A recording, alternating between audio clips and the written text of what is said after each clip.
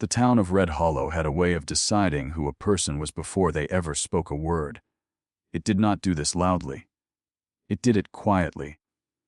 Through glances that lasted half a second too long, through doors that closed a little faster than necessary. Through the kind of silence that followed a person like a shadow that did not belong to them.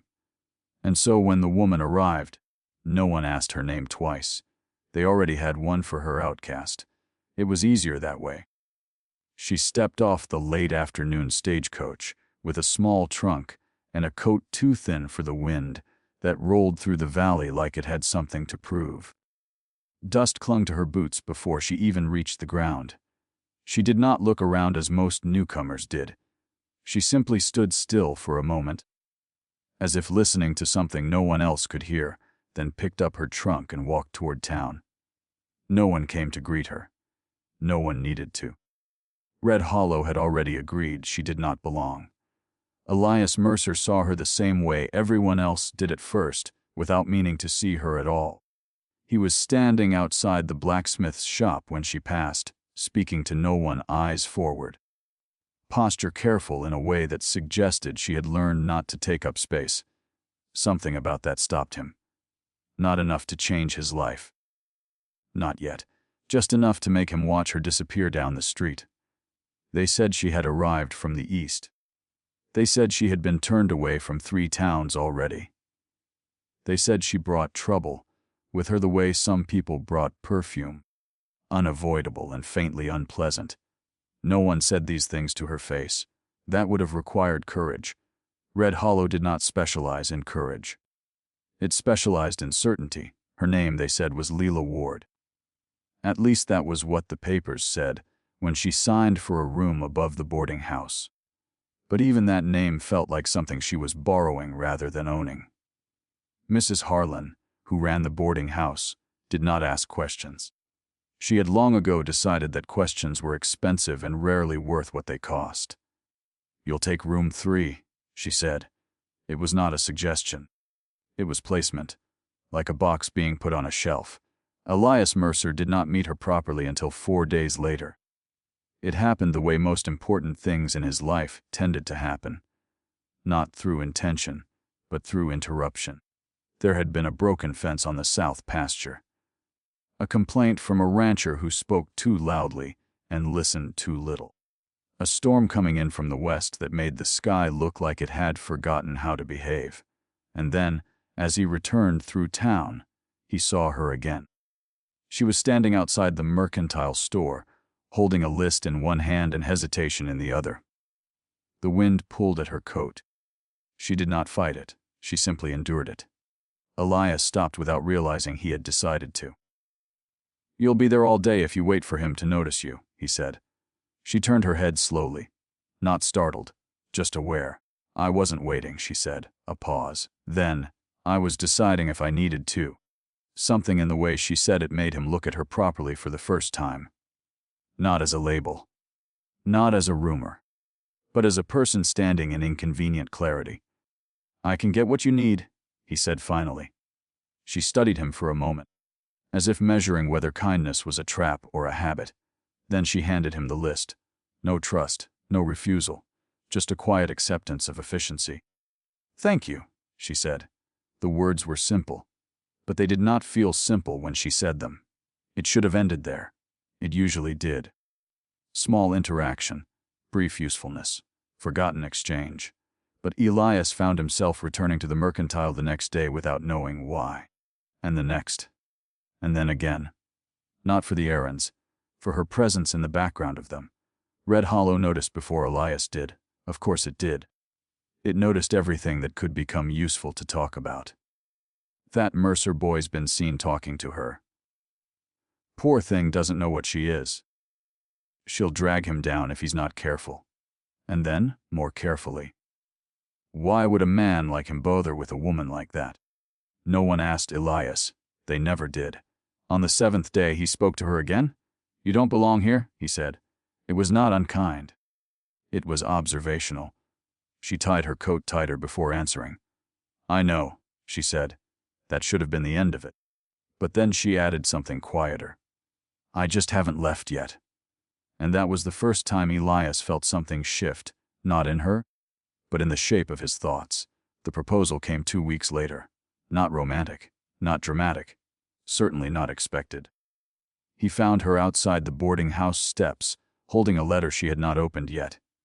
"If you stay," he said, "they won't stop talking about you." She did not look up. "They already don't." A pause. Then he added more carefully, "Marriage would quiet them." That made her finally meet his silence. "You're proposing silence." "I'm proposing stability."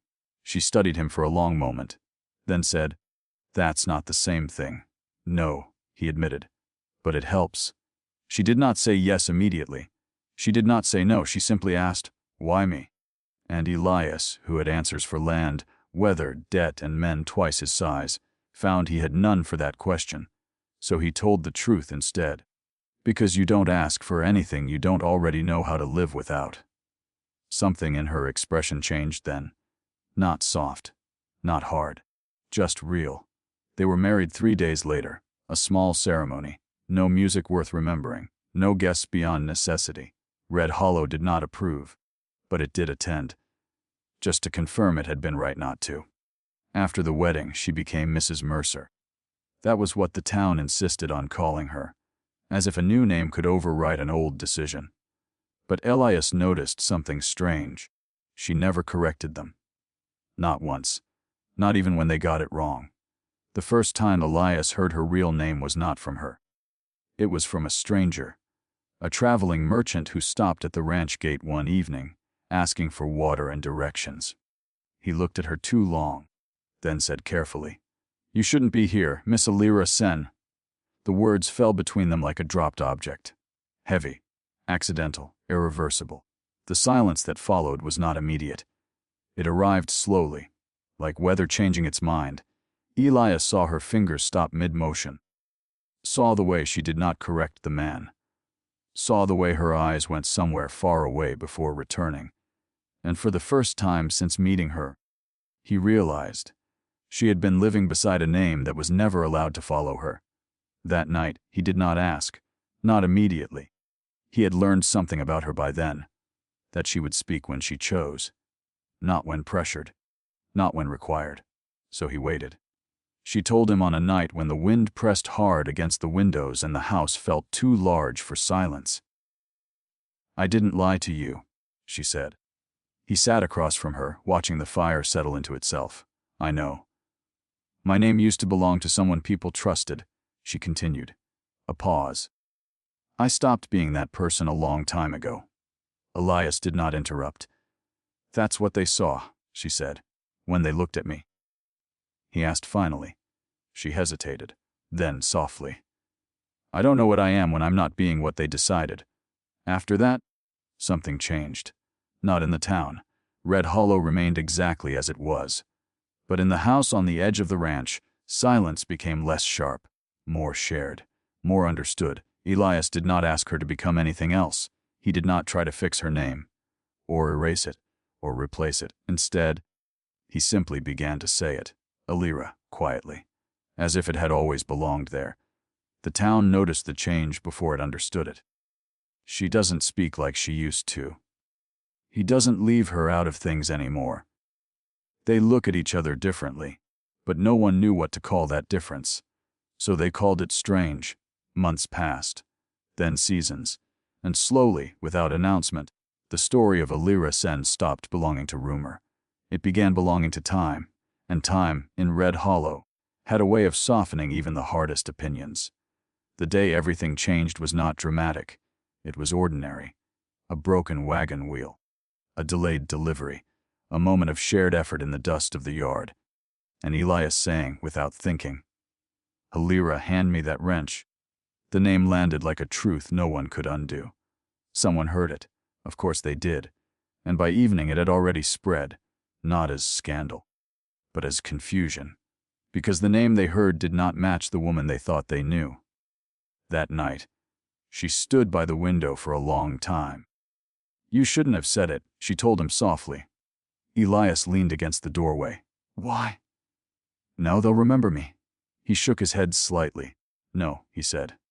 "Now they'll learn you. And that was how it began to change, not all at once, not loudly, but steadily. Like a fence being rebuilt one post at a time. By winter, no one in Red Hollow could agree on who she had been before. Some said she was dangerous. Some said she was misunderstood. Some stopped trying to define her at all. Because none of those explanations fit the woman who now stood beside Elias Mercer as if she had always been there. And Elias, when asked once why he had married her, only said, she was never what they called her. The last scene of that winter came quietly. Snow falling without urgency. The ranch lights glowing warm in the dark. Elira standing on the porch, watching the land stretch out into silence.